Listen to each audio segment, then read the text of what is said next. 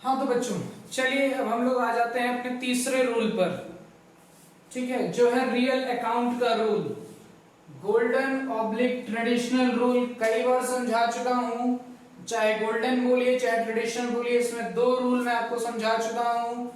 एक personal account समझा चुका हूं और एक नॉमिनल अकाउंट समझा चुका हूं। अब आ जाते हैं रियल अकाउंट पे। Real account includes real account, it includes all types of assets. It includes all types of assets. Real account में बेटा सिर्फ और सिर्फ एसेट्स आती हैं। रियल अकाउंट में सिर्फ और सिर्फ एसेट्स आती हैं, ध्यान रखिएगा।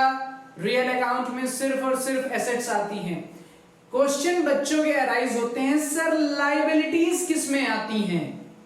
क्वेश्चन अराइज होते हैं, सर लायबिलिटीज किस में आती हैं? तो बेटा गोल्डन और ट्रेडिशनल रूल के हिसाब से liabilities always comes in a personal account.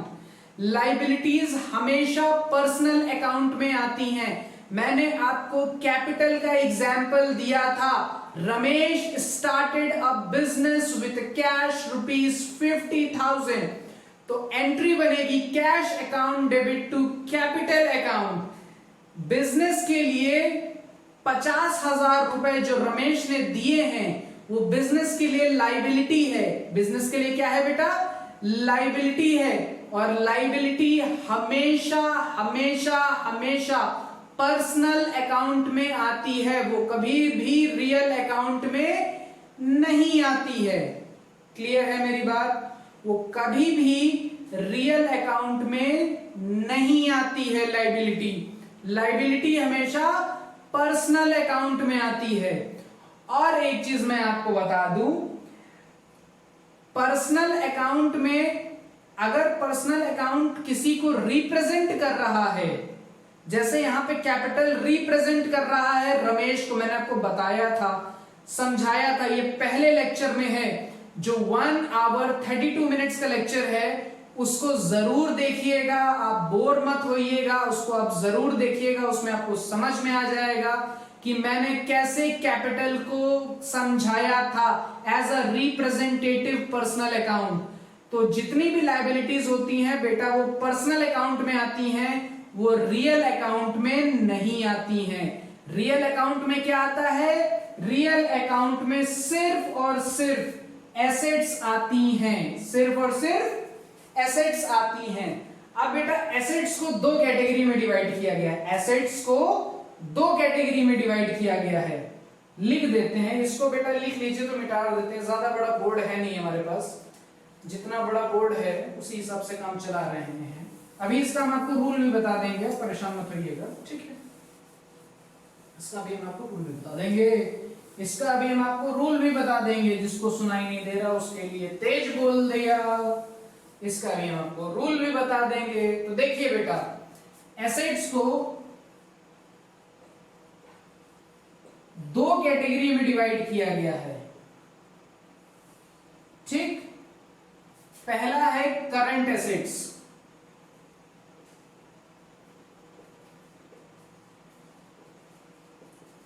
और दूसरा है non current assets.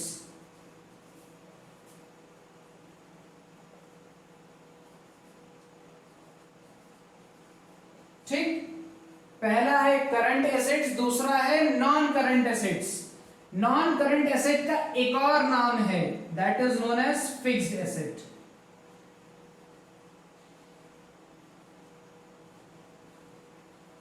That is known as fixed asset. अब समझिएगा, करंट एसेट्स क्या होती हैं? करंट एसेट्स वो होती हैं जो कैश में इजीली कन्वर्ट हो जाएं। क्या? Easily, EASILY,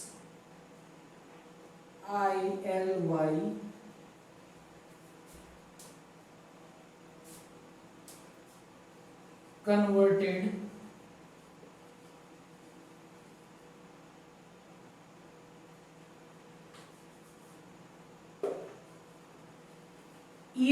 converted in cash, जो कैश में इजीली कन्वर्ट हो जाए। और फिक्स्ड एसेट्स वो होती हैं जिनको कैश में कन्वर्ट करने में टाइम लगे, ठीक है। तो not easily converted in cash. इसके एग्जाम्पल्स लिख लीजिए, इजिली कन्वर्टेड इन कैश के एग्जाम्पल्स लिख लीजिए।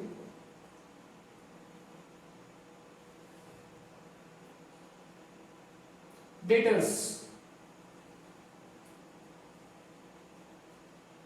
डेटर्स कौन से होते हैं बेटा? डेटर्स वो होते हैं जिनको हम माल देते हैं, जिनको हम माल देते हैं, उनसे हमको पैसा आना है, उनसे हमको पैसा आना है। That is known as current assets, ठीक है। अगर देखो बेटा, रियल लाइफ में जरूरी नहीं है कि जिसको मैंने माल दिया है उसका पैसा 1 साल के अंदर आ जाए, उसका पैसा क्या हो जाए? 1 साल के अंदर आ जाए, ऐसा जरूरी नहीं है, ठीक है। बैड डेट भी करेगा। अभी बैड डेट क्या होता है उस पर भी लेकर के जाएंगे, अभी क्लासिफाई करेंगे, आपको कुछ चीजों को अभी क्लासिफाई कर देंगे जिनसे आपको दिक्कत नहीं होगी, ठीक है। अभी उन चीजों को हम क्लासिफाई भी कर देंगे जिससे आपको दिक्कत नहीं होगी। देखो रियल लाइफ में, देखो थ्योरेटिकल लाइफ में तो मैंने लिख दिया debtors easily converted into cash, जिसको मैंने माल दिया है उससे मैं पैसा ले सकता हूं, वो 1 साल के अंदर मुझे पैसा दे देगा। That is easily converted into a cash. Cash itself is a current assets, cash itself is a current asset, ठीक है। कैश बोलो चाहे बैंक बोलो, बेटा याद करो मैंने आपको बताया था बैंक तो पर्सनल अकाउंट होता है, लेकिन इसमें तो रियल अकाउंट आ गया। याद आया बेटा? जब बैंक रिप्रेजेंट करेगा किसी को, जब बैंक रिप्रेजेंट करेगा किसी को, तो वो पर्सनल अकाउंट में आएगा। मान लीजिए किसी ने मुझे चेक दे दिया, तो क्या लिखोगे? Cheque account debit? नहीं बेटा, बैंक अकाउंट डेबिट लिखोगे, ठीक है। तो bank is also a current assets, इसको एसेट्स में ही ट्रीट किया जाता है अनलेस बैंक किसी को रिप्रेजेंट करे, जैसे एसबीआई रिप्रेजेंट कर रहा है। क्लियर कर देंगे यार, परेशान मत होना, ठीक है, क्लियर कर देंगे, परेशान मत होना।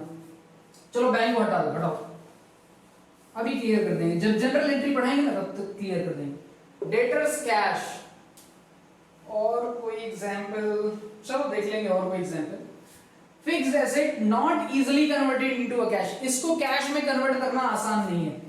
एग्जांपल लिख लीजिए, लैंड। अब मान लीजिए आपने लैंड खरीदा, अब लैंड कोई हलवा तो है नहीं कि मतलब चुटकी में खरीद लिया। बेटा आपने लैंड खरीदा है ना, आपने लैंड खरीदा है, और जब आपने लैंड खरीदा है तो इसका मतलब है कि आपने करीबन 10 लाख रुपए लगा दिए होंगे। अब लैंड किसी को बेचना आसान है क्या? 10 लाख रुपए कोई जेब में लेकर के तो टहलता नहीं है, ठीक है। तो इसलिए land is not easily converted into a cash. हाँ ठीक है, इसका एग्जांपल गोल्ड भी लिख सकते हैं आप, GOLD, gold. Gold is also easily converted into a cash, gold भी कैश में इजिली कन्वर्ट हो जाता है, ठीक है, गोल्ड भी कैश में इजिली कन्वर्ट हो जाता है। लैंड लिख लीजिए, मशीनरी लिख लीजिए, मशीन लिख दिया मैंने, मशीन लिख दिया। अब मशीन भी हम लोग लगाते हैं तो बहुत हैवी मशीन्स लगाते हैं ना, तो मशीन्स भी जो है कैश में इजिली कन्वर्ट नहीं हो जाती। बिल्डिंग्स लिख लीजिए,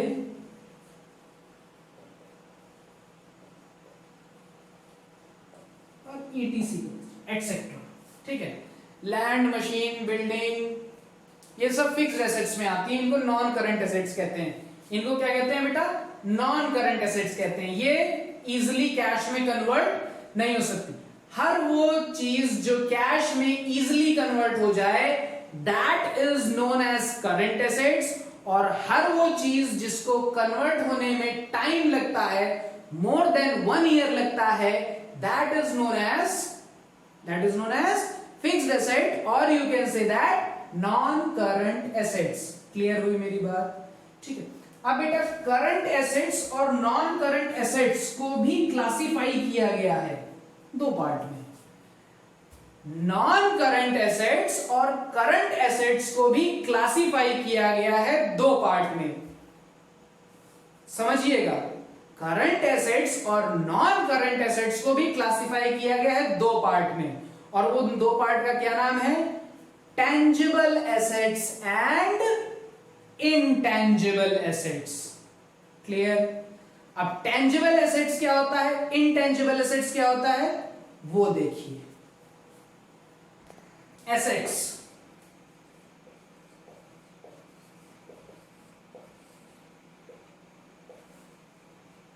टेंजिबल एसेट्स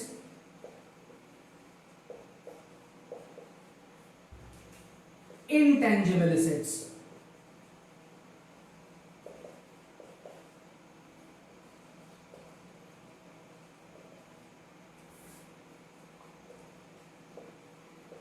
बेटा टेंजिबल एसेट्स क्या होती हैं? ऐसी एसेट्स जिसे हम टच कर सकें, जिसे हम फील कर सकें, जिसे हम देख सकें। ठीक है, जिसे हम टच कर सकें, जिसे हम फील कर सकें, जिसे हम देख सकें, इन्हें कहते हैं टेंजिबल एसेट्स। एग्जाम्पल मैं देता हूं, लैंड, बिल्डिंग, मशीनरी,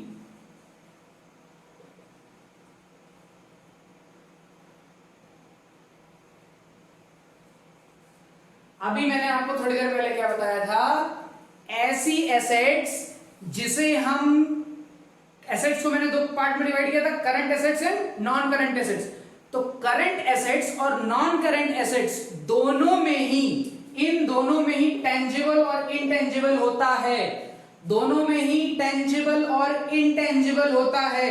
बिल्कुल मत कंफ्यूज होना कि सर मेरी बुक में लिखा है कि टेंजिबल में सिर्फ यही आता है। ना बेटा, मैंने आपको ये जो तीन वर्ड्स बताए हैं इस पे फोकस करिएगा। टच, फील, सी, जिसे हम टच कर सकें, जिसे हम फील कर सकें, जिसे हम देख सकें। लैंड आप टच कर सकते हो, बिल्डिंग आप टच कर सकते हो, मशीनरी आप टच कर सकते हो, फर्नीचर आप टच कर सकते हो। मुझे एक चीज बताओ, स्टॉक आप टच नहीं कर सकते क्या? है, स्टॉक भी तो टच कर सकते हो। कर सकते हो कि नहीं कर सकते हो? स्टॉक भी तो टच कर सकते हो। लिखेंगे यहां पर स्टॉक। स्टॉक का मतलब होता है गुड्स, मतलब माल, जो माल मैंने खरीदा है। समझ में एक बार क्लियर है? ठीक है, तो ये होती है टेंजिबल एसेट्स। इनटेंजिबल एसेट्स क्या होता है? जिसे हम टच नहीं कर सकते,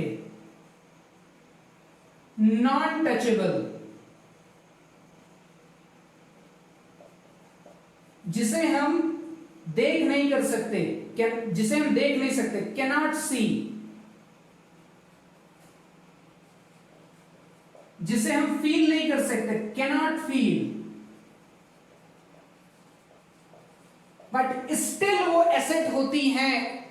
और एसेट का वो मतलब होता है जो हमें, जो मेरे बिजनेस को, जो मेरे बिजनेस में संपत्ति होती है, जो मेरे बिजनेस में संपत्ति होती है। संपत्ति का मतलब हो गया कि संपत्ति को इंग्लिश में कहते हैं एसेट्स। जो मेरे बिजनेस में संपत्ति होती है उसे हम एसेट्स कहते हैं। उसे हम क्या कहते हैं बेटा? एसेट्स कहते हैं। उसे हम क्या कहते हैं? एसेट्स कहते हैं।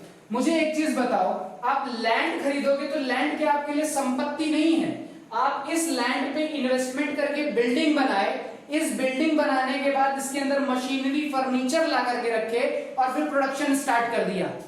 प्रोडक्शन स्टार्ट किया कि नहीं किया?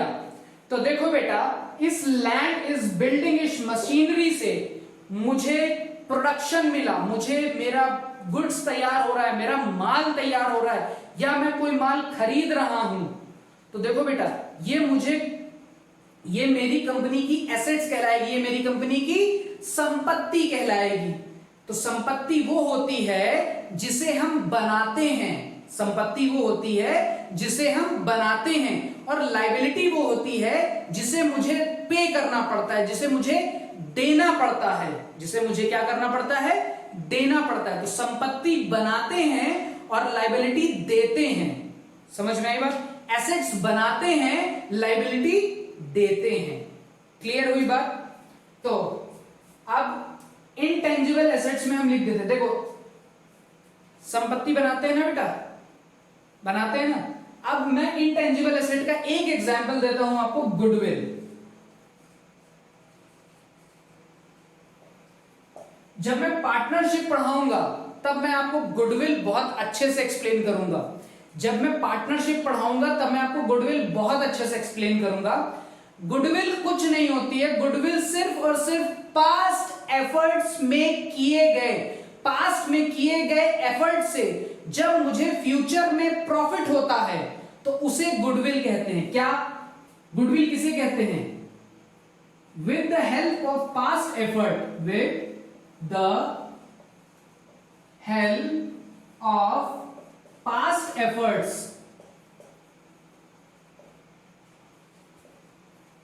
with the help of past efforts we generate future profit,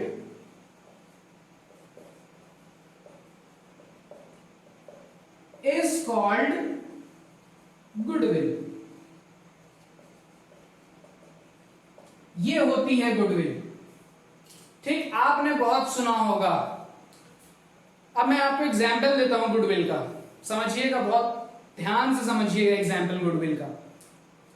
मैं आपको एग्जाम्पल देता हूं गुडविल का। क्या हुआ कि चलिए मैं ले चलता हूं आपको लखनऊ के सीएमएस स्कूल पे।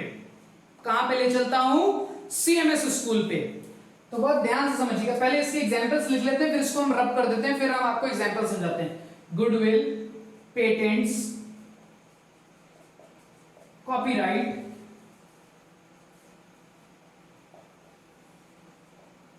एक्सेट्रा। अभी पेटेंट्स क्या होता है, कॉपीराइट्स भी क्या होता है, सब मैं आपको एक्सप्लेन करूंगा, अब परेशान मत होइएगा। अभी फिलहाल इतना लिख लीजिए, और मैं अब जो है मैंने आपको नॉमिनल अकाउंट का वो रूल बताया था, debit all expenses and losses, credit all incomes and gains. हाँ शायद बता दिया था, नहीं बताया था तो अभी मैं लिख दूंगा, सबका लिख दूंगा, तो परेशान मत होना, ठीक है? लास्ट में सबका लिख दूंगा कंक्लूजन के साथ। तो आइए इसको हम मिटा रहे हैं, रब कर रहे हैं, ठीक है? इसका स्क्रीनशॉट ले लीजिएगा।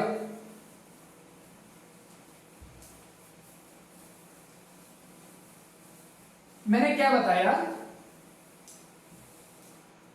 With the help of past effort, with the help of past efforts we generate future profit is called goodwill। Example ले लेते हैं, आपका CMS school, CMS school, CMS school के एमडी ने कहा कि I want to sell the school, मैं अपने स्कूल को बेचना चाहता हूं। क्या करना चाहता हूं बेटा? बेचना चाहता हूं। ठीक, बहुत सारे लोग आए इस स्कूल के ऊपर, इस स्कूल को खरीदने के लिए बहुत सारे लोग आए, ठीक है? ये एक महाशय आए अपना अच्छा सा चेहरा लेकर के, ये एक लड़की आई थोड़ा सा गुस्से वाला चेहरा लेकर के, बाल बना देते हैं तो लड़की समझ में आ जाएगी ना आपको। ये एक मोटे जी आए बहुत बड़ी स्माइल लेकर के, ठीक है? एमडी ने कहा मैं स्कूल सेल करना चाहता हूं। ये सीधा सीधा पहुंचे नगर निगम के पास। कहां पहुंचे बेटा? नगर निगम के पास। कहे जरा सीएमएस स्कूल बताओ कहां पर है? तो इन्होंने कहा जो विकास नगर में है। चलिए विकास नगर तो बहुत कम लोग जानते होंगे, बता देता हूं, जो गोमती नगर में है।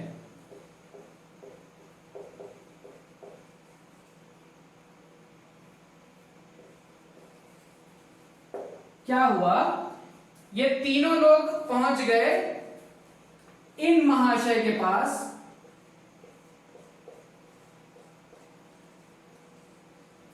ही is the officer in Nagar निगम।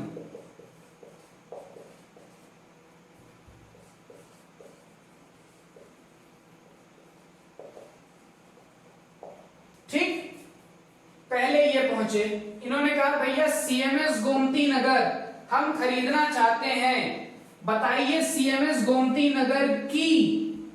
नगर में जो सीएमएस स्कूल है उसकी प्रॉपर्टी का रेट कितना है, उसकी प्रॉपर्टी का रेट कितना है। तो भाई नगर निगम में जो ऑफिसर होगा उसको प्रॉपर्टी का रेट, हर जगह का प्रॉपर्टी का रेट पता होगा कि यहाँ पे गोमती नगर में इतने में प्रॉपर्टी मिल रही है। मान लीजिए इसने बताया कि सीएमएस स्कूल जितने में बना है वो प्रॉपर्टी है ₹1 करोड़। कितने की है प्रॉपर्टी?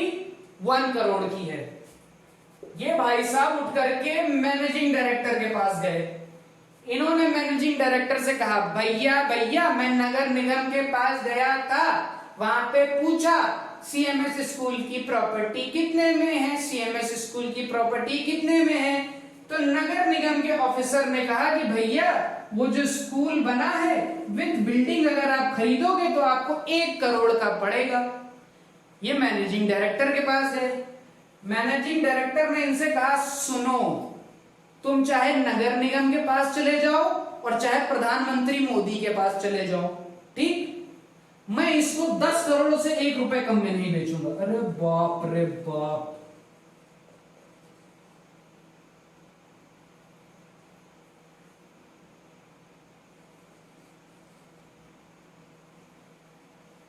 इन्होंने कहा कि मैं 10 करोड़ से कम में नहीं बेचूंगा। इन्होंने कहा भैया 1 करोड़ का आपका लैंड है, 1 करोड़ के लैंड पर बिल्डिंग बनी है, तो लैंड और बिल्डिंग, ये land plus L plus B, land plus building दोनों है। 1 करोड़ की आपकी लैंड और बिल्डिंग दोनों है, उसके बाद भी आप मुझसे 10 करोड़ रुपए ले रहे हो, क्यों? Why it is happening to me, why it is happening to me. तो इन्होंने कहा, इन मैनेजिंग डायरेक्टर ने कहा, अरे ओ बचुआ, क्या समझ रखा है तुमने, मुझे पागल समझ रखा है क्या? इतने साल से मैं सीएमएस स्कूल चला रहा हूं, इतने साल से मैं सीएमएस स्कूल चला रहा हूं, तुमको रनिंग कंडीशन में स्कूल दे रहा हूं, 4000 बच्चे हैं, 4000 स्टूडेंट्स हैं, पर स्टूडेंट की फीस मैं मान लेता हूं हर महीने नहीं, हर 3rd महीने की 50,000 रुपए है। ये जो मैं इतनी मेहनत से स्कूल को बनाया हूं और हर महीने तुम ये जो बच्चों से 50,000 रुपए कमाओगे, ये कहां की मेहनत है? ये किसकी मेहनत है? ये मेरी मेहनत है। ये मेरी मेहनत का पैसा आप खाओगे, उसका मैं आपसे 9 करोड़ एक्स्ट्रा ले रहा हूं, ₹9 करोड़ एक्स्ट्रा ले रहा हूं। तो देखिए, इनके मैनेजिंग डायरेक्टर ने, सीएमएस स्कूल के मैनेजिंग डायरेक्टर ने पास्ट में एफर्ट किए, जिससे फ्यूचर प्रॉफिट क्या हो रहा है, हर बच्चे की फीस 50,000 रुपए महीना मान लेते हैं, पर मंथ है, हर बच्चे की फीस 50,000 रुपए पर मंथ है। तो मुझे एक बात बताइए, 4000 बच्चे हैं, आपसे अच्छी, इसको बेटा मैं मिटा दे रहा हूं, ठीक है? हाँ, तो कहां थे? वीडियो पॉज हो जाता है बीच में बार बार, पता नहीं क्यों होता है भाई, इसको देखिएगा, वीडियो बार बार पॉज हो जाता है, हर बार 43 मिनट्स पॉज हो जाता है, इसको देखिए। हाँ, तो हम क्या कर रहे हैं कि अब कहां पे पॉज हुआ मुझे नहीं पता, मैं फिर से बता दे रहा हूं थोड़ा सा। अब ये गए मैनेजिंग डायरेक्टर के पास, उन्होंने कहा मैं 9 करोड़ एक्स्ट्रा लूंगा। इन्होंने कहा बेटा मैंने पास्ट में इतनी मेहनत करी है, तब मेरे पास मेरे एक स्कूल में 4000 बच्चे हैं, तब मेरे एक स्कूल में मेरे पास 4000 बच्चे हैं। इन 4000 बच्चों से आप हर एक बच्चे से 50,000 रुपए पर मंथ कमाओगे, आप हर एक बच्चे से 50,000 रुपए पर मंथ कमाओगे। तो 4000 बच्चे से बेटा आपने कितना कमाया, आपने कितना कमाया? नगर निगम के ऑफिसर को मिटा देते हैं, इनका काम खत्म हो गया। आपने कितना कमाया? तो आपसे अच्छी मैथ तो किसी और की होगी नहीं। 4000 into 50,000, 1 2 3 4 5 6 7, 1 2 3 4 5 6 7, 5 4 20, ones, tens, 100,000, 10,000, lakh, 10 lakh, crore, 10 crore. आप एक साल में ही within a year, within 1 year आप 20 करोड़ रुपए कमा लोगे। तो मैं क्यों बेचूं प्रॉपर्टी 1 करोड़ में? मैं 9 करोड़ एक्स्ट्रा लेकर के बेचूंगा। ये जो 4,000 बच्चे हैं ये मेरी मेहनत का आप खाओगे। इन एमडी ने इनसे कहा आप मेरी मेहनत का खाओगे और आप 20 करोड़ रुपए एक साल में कमाओगे। ये जो 20 करोड़ कमा रहे हो ना बेटा, इसे ये है पास्ट एफर्ट्स। क्या है ये है पास्ट एफर्ट्स। और इसी पास्ट एफर्ट का मैं आपसे पैसा ले रहा हूं और ज्यादा नहीं ले रहा हूं, सिर्फ 9 करोड़ रुपए ले रहा हूं, ज्यादा नहीं ले रहा हूं। लेना तो मुझे चाहिए। वैसे रियल लाइफ में क्या होता है कि मान लीजिए ये इतना कमा रहे होते हैं, ये सब वैल्यूएशन करते हैं, ठीक है। जब भी फर्म बेचते हैं तो उसका वैल्यूएशन होता है, ठीक है। आईपीसीसी के बच्चे समझेंगे इसको एमलगमेशन और रिकंस्ट्रक्शन में, ठीक है। सीएसीपीटी के बच्चों को इसको समझने की ज्यादा जरूरत नहीं है। अभी खाली आप इतना जान लीजिए, गुडविल का मैं आपको मतलब बता रहा हूं क्योंकि पार्टनरशिप में मैं आपको पढ़ाऊंगा गुडविल, ठीक है। मैं पार्टनरशिप में आपको गुडविल पढ़ाऊंगा, गुडविल का कॉन्सेप्ट पढ़ाऊंगा, तो खाली बस उस वजह से जान लीजिए। तो इन्होंने कहा, क्या कहा कि भैया 20, वैसे रियल लाइफ में क्या होता है जान लीजिए, ये 20 करोड़ इनका वैल्यूएशन हुआ कि आप एक साल में 20 करोड़ कमाओगे। तो ये मैनेजिंग डायरेक्टर इससे जानते हो कितना मांगेगा? इससे कम से कम नहीं तो मांगेगा 60 करोड़ से कम नहीं मांगेगा। कहेगा 60 करोड़ मुझे दो और ये सीएमएस स्कूल लेकर के जाओ। आप एक साल में 20 निकालोगे, 2 साल में 20 निकालोगे, 3 साल में 20 निकालोगे, ठीक है। 20 20 40 20 60, 20 + 20 + 20 मतलब इक्वल्स टू 60। आप 3 साल में 60 करोड़ कमा ले जाओगे और 3 साल के बाद फिर आप कमाते ही जाओगे, कम नहीं होगा। तो आप मेरी मेहनत का खा रहे हो, तो मैं अपनी मेहनत का पैसा लूंगा। तो 1 करोड़ तो लैंड का वैल्यूएशन हो गया। और मान लेते हैं उसने 60 लाख में बेचा, तो ये जो बेटा 59 लाख है ना, ये जो बेटा 59 लाख हैं, ये आता है गुडविल में। ये अपनी गुडविल का पैसा मांग रहा है, कह रहा है कि मैंने पास्ट में जो एफर्ट किए हैं, फ्यूचर में उसका प्रॉफिट आप खाओगे। This is known as goodwill.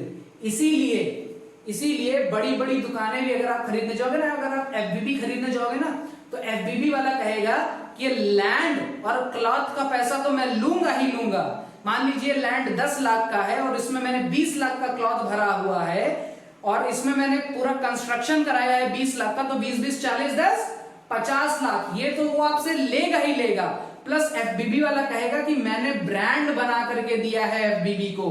Peter England वाला कहेगा मैंने पीटर इंग्लैंड को ब्रांड बना करके दिया है। पास्ट में मेहनत करी है जिसका फ्यूचर प्रॉफिट आप खाओगे। पास्ट में मैंने मेहनत करी है और फ्यूचर प्रॉफिट आप खाओगे, ठीक है। तो उस फ्यूचर प्रॉफिट का वो परसेंटेज लेगा, उसे कहते हैं बेटा गुडविल। उसे क्या कहते हैं बेटा? गुडविल। तो अब गुडविल समझ में आई, गुडविल क्या कहते हैं? लोग कहते हैं ना मेरी मार्केट में गुडविल बहुत अच्छी है। तो अरे कैसे अच्छी है? आपने पास्ट में अच्छे कर्म किए हैं इसलिए आपकी मार्केट में गुडविल बहुत अच्छी है, ठीक है। ऐसे गुडविल नहीं बनती है बेटा, पास्ट एफर्ट से गुडविल बनती है। तो this is known as goodwill. हालांकि अब पार्टनरशिप में जो भी बच्चा गुडविल के बारे में पढ़ेगा उसको कोई कंफ्यूजन नहीं होगी गुडविल में, क्योंकि यही चीज मैं पार्टनरशिप में एक्सप्लेन करूंगा। बस उसमें मैं आपको बताऊंगा कि कैश कैसे लेकर के आता है, कौन पार्टनर कैश लेकर के आता है, कौन कितना हिस्सा किसको देता है, वो सब हिस्सेदारी मैं आपको पार्टनरशिप में सिखाऊंगा। तो अभी मैंने आपको गुडविल का कंसेप्ट बताया कि गुडविल ये होती है, क्यों? क्योंकि ये हमारी एक इंटेंजिबल एसेट है। इसके थ्रू ये मुझे दिख नहीं रही है, लेकिन इसके थ्रू देखो बेटा मुझे क्या दिख रही है, क्या मुझे दिख रही है क्या? ये 60 करोड़, मुझे ये 60 करोड़ दिख थोड़ी ना रहे हैं। ये तो मुझसे 60 करोड़ मांग लिया, लेकिन ये मुझे 59 करोड़ दिख थोड़ी ना रहे हैं। ये 59 करोड़ कहां है? ये 59 करोड़ तो ये आगे आने वाले 3 सालों के बाद कमाएगा। तो पास्ट एफर्ट से किए गए फ्यूचर प्रॉफिट्स, पास्ट एफर्ट्स में जो हम पास्ट में जो एफर्ट्स करते हैं, फ्यूचर में उससे जो प्रॉफिट होता है उसे हम क्या कहते हैं बेटा? उसे हम गुडविल कहते हैं, ठीक है। पेटेंट्स क्या होता है? लोग पेटेंट्स ले लेते हैं, ठीक है, लोग कॉपीराइट ले लेते हैं। मैं आपको कॉपीराइट का एग्जांपल देता हूं, पेटेंट का एग्जांपल आपको समझ में आ जाएगा, ठीक है। पेटेंट्स अलग होता है थोड़ा सा, कॉपीराइट अलग होता है। पेटेंट्स लीगल वर्ड में आ जाता है, कॉपीराइट भी लीगल वर्ड में आ जाता है। तो कॉपीराइट को मैं समझाता हूं आपको। क्या हो गया कि एक पब्लिशर ने क्या किया, जैसे एनसीईआरटी में, एनसीईआरटी की आप कभी भी बुक पढ़िए तो उसमें लिखा होता है कि मतलब इसको इसके सिवा कोई और पब्लिश नहीं कर सकता, अदरवाइज उसके खिलाफ लीगल एक्शन लिया जाएगा। इसको जो है कोई और फोटोकॉपी करा के बेच नहीं सकता, अदरवाइज उस पे लीगल एक्शन लिया जाएगा। ये क्या है? ये बेटा कॉपीराइट है। एनसीईआरटी ने कॉपीराइट किया है कि एनसीईआरटी की बुक मैं ही पब्लिश करूंगा, एनसीईआरटी मैं ही बनाऊंगा, ठीक है। तो ये होता है कॉपीराइट। इसमें क्या होता है कि एक आदमी अपनी बुक का, ठीक है, अपने फॉर्मूले का, ठीक है, जैसे कोको कोला कंपनी है, कोको कोला अगर अपना फॉर्मूला किसी को बेचेगी तो वो अपना कॉपीराइट बेच रही है, तो उस कॉपीराइट पे पैसा कमाएगी। उस कॉपीराइट पे क्या करेगी बेटा? पैसा कमाएगी। उसे क्या कहते हैं बेटा? कॉपीराइट कहते हैं। तो अभी कॉपीराइट हम और अच्छे से एक्सप्लेन करेंगे जब हम जर्नल एंट्रीज पे आएंगे। तो अभी कॉपीराइट्स का इतना मतलब जान लीजिए कि कॉपीराइट्स वो होती हैं जो मेरी होती हैं, जिस पर सिर्फ और सिर्फ मेरा हक होता है, जिसको सिर्फ मैं ही पब्लिश कर सकता हूं, जिसका फॉर्मूला मैंने ही बनाया है, उसको कोई और यूज नहीं कर सकता मेरी परमिशन के बिना। एग्जाम्पल मैं एक और देता हूं। आजकल बॉलीवुड के गाने बहुत ज्यादा रीमेक हो रहे हैं, बॉलीवुड के गाने। तो जो भी बॉलीवुड का गाना रीमेक होता है, जिसने वो गाना गाया होता है और जिसने उस गाने को कंपोज किया होता है, दोनों को पैसे दिए जाते हैं कि सर मैं आपका गाना रीमेक कर रहा हूं। तो वो उसका कॉपीराइट, वो अपने कॉपीराइट का पैसा ले रहा है और अपना गाना और अपना ट्यून उसे दे रहा है, कह रहा है कि अब आप इसको रीमेक करिए।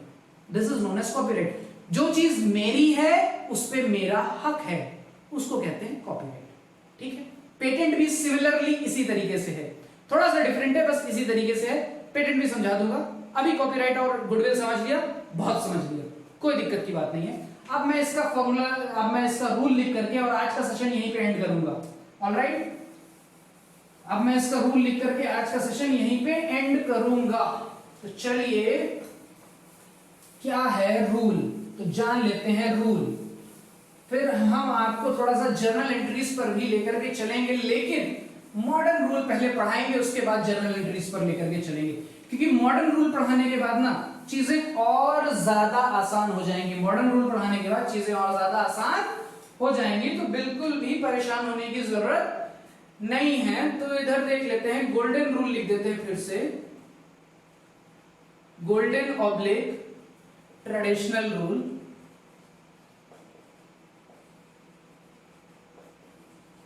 यहां पे थोड़ी लाइट पड़ रही होगी, लेकिन परेशान मत होइएगा। ये गोल्डन लिखा है, ये ट्रेडिशनल लिखा है, ये रूल लिखा है, ठीक है। 3 बार लिख चुके हैं, इसीलिए अब लाइट के फोकस में भी लिख देंगे तो कोई दिक्कत की बात नहीं है।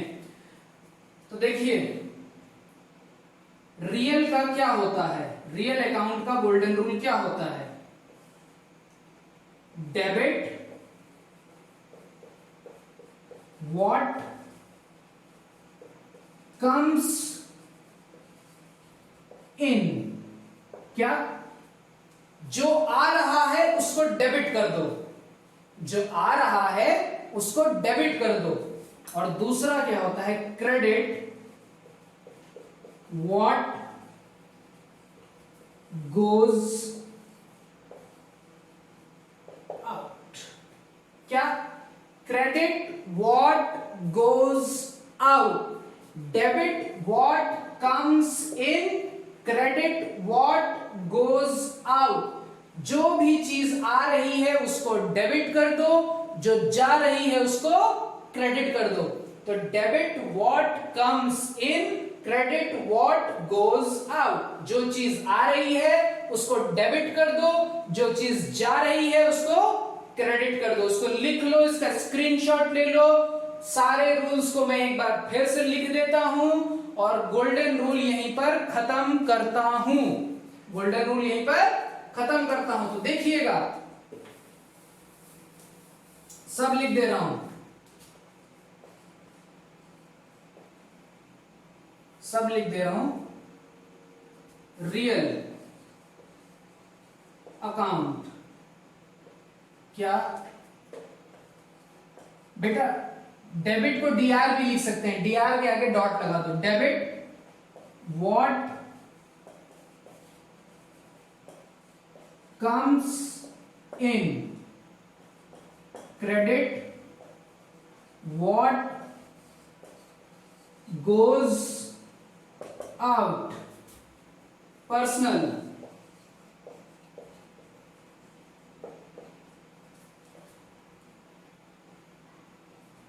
debit the receiver, credit the giver, nominal account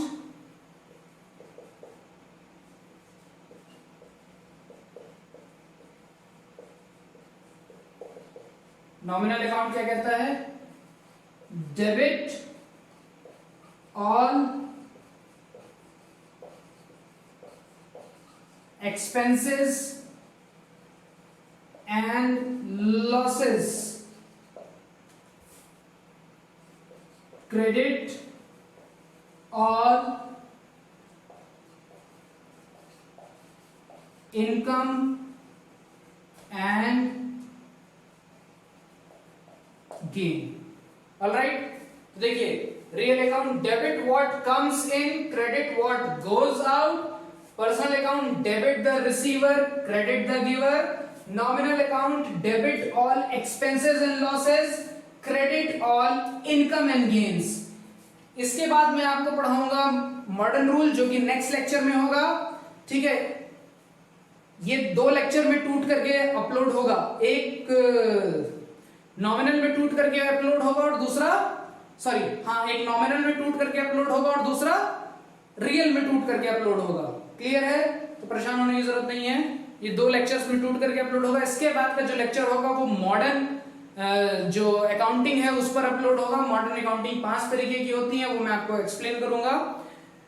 तो फिलहाल इसको लिख लीजिए, इसका स्क्रीनशॉट ले लीजिए, इसको लिख लीजिए, इसको लिख लीजिए, इसका स्क्रीनशॉट ले लीजिए। मैं खड़ा हूं, 1 मिनट के लिए खड़ा हूं, इसको लिख लीजिए फटाफट, इसका स्क्रीनशॉट ले लीजिए। उसके बाद मैं आपको मॉडर्न रूल बताऊंगा और मॉडर्न रूल बताने के बाद मैं जर्नल एंट्री स्टार्ट करूंगा, और जब जर्नल एंट्री स्टार्ट करूंगा तब मैं आपको और भी चीजें बताऊंगा। अभी तो खेल शुरू हुआ है जानी, अभी तो बहुत दूर तक जाना है।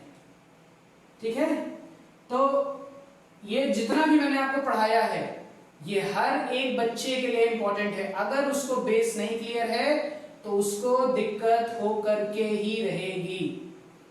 ऑलराइट, तो इसको लिख लीजिए, दिमाग में डाल लीजिए, दिमाग में बैठा लीजिए, फील कर लीजिए। मैंने आपको फील कराने की बहुत कोशिश करी है, आप फील करिए। जो भी डाउट हो आप मुझसे कमेंट सेक्शन में पूछ लीजिएगा। चलिए मैं इसको बंद करता हूं और आज का सेशन यहीं पे खत्म करता हूं।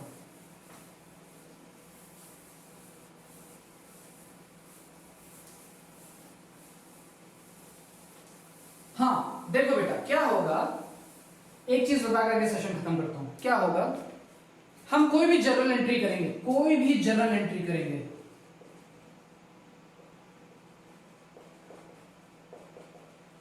हम कोई भी जर्नल एंट्री करेंगे उसमें रियल भी लगेगा, रियल पर्सनल भी लग सकता है, रियल पर्सनल लग सकता है। देखो बेटा क्या होता है कि कोई भी क्वेश्चन एक रूल से नहीं सॉल्व होता, उसमें 2 रूल लगते हैं, रियल भी लगेगा, पर्सनल भी लगेगा। पर्सनल नॉमिनल लग सकता है, नॉमिनल पर्सनल लग सकता है, नॉमिनल रियल लग सकता है, रियल नॉमिनल लग सकता है, पर्सनल रियल लग सकता है, कुछ भी लग सकता है। लेकिन अगर कोई क्वेश्चन ऐसा आता है जिसमें रियल भी होगा, पर्सनल भी होगा, नॉमिनल भी होगा, तो क्या करेंगे बेटा, जिसमें रियल भी होगा, पर्सनल भी होगा, नॉमिनल भी होगा, उसमें पर्सनल को इंक्लूड नहीं करेंगे। क्या मोस्ट इंपॉर्टेंट थिंग मैंने बताई है आपको? हो सकता है शायद मैं इसमें से गलत हूं क्योंकि मुझे एग्जैक्टली क्लियर नहीं है, लेकिन फिर भी ये मुझे एग्जैक्टली क्लियर है कि जिसमें रियल भी होगा, पर्सनल भी होगा, नॉमिनल भी होगा। क्या? जिसमें रियल भी होगा, पर्सनल भी होगा, नॉमिनल भी होगा, उसमें पर्सनल को इग्नोर करके रियल और नॉमिनल का रूल लगा करके क्वेश्चन को सॉल्व कर देंगे। बात क्लियर? इसी के साथ मैं सेशन को खत्म करता हूं। कल हम स्टार्ट करेंगे मॉडर्न अकाउंटिंग। मॉडर्न अकाउंटिंग में क्या है, अब मॉडर्न अकाउंटिंग को समझाने वाला नहीं है, खाली बस आपको 5 अकाउंट बता दूंगा, उसके क्या इफेक्ट होते हैं वो मैं आपको बता दूंगा। उस इफेक्ट के हिसाब से मैं आपसे क्वेश्चन सॉल्व करवाऊंगा जर्नल एंट्रीज का। जर्नल एंट्रीज के क्वेश्चन के बाद मैं अकाउंटिंग इक्वेशन कराऊंगा, उसके बाद मैं कैश बुक पर जाऊंगा। क्लियर है? अभी बहुत सी थ्योरीज पढ़ानी बची हैं, तो मैं थ्योरीज पे भी फोकस करूंगा, लेकिन अभी इतना ही। Stay tuned, stay blessed, stay home, stay inside your home, और घर पर रहें, सुरक्षित रहें। कोरोना की जंग में हम सब जीतेंगे, ठीक है? तो पढ़ाई करते रहें। Thank you very much, thank you so much for watching the lectures. पसंद आए लाइक एंड सब्सक्राइब करिए, उसके बाद अपने फ्रेंड्स के साथ शेयर करिए, क्योंकि बेटा पढ़ाई एक ऐसी चीज है जिसको शेयर करने से बढ़ती है, बाकी हर चीज शेयर करने से घटती है, लेकिन नॉलेज ही एक ऐसी चीज है जो शेयर करने से बढ़ती है। नॉलेज ही एक ऐसी चीज है जो शेयर करने से बढ़ती है, बाकी सब शेयर करने से घट जाता है। Thank you so much, stay blessed, stay tuned, bye bye, take care.